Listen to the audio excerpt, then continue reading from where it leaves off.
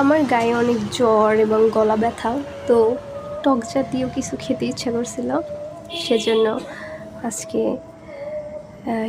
যে কদবেল এটা হচ্ছে, তারপরে জলপাই, তারপরে আমলকি এবং শেষে তেঁতুল, তারপর সরিষার তেল, মরিচের গুঁড়া, শুকনা মরিচ সব কিছু দিয়ে তারপর আজকে বানাবো।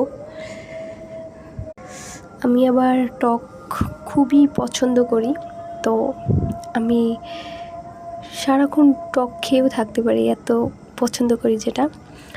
তো গায়ে জ্বর, তো অনেক ঝাল ঝাল খেতে ইচ্ছা করতেছিল, এরকম মাখা।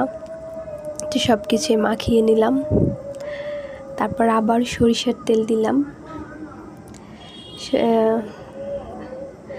এটা খেতে খুবই মজা ছিল, পুরোটাই আমি একাই খেয়েছিলাম।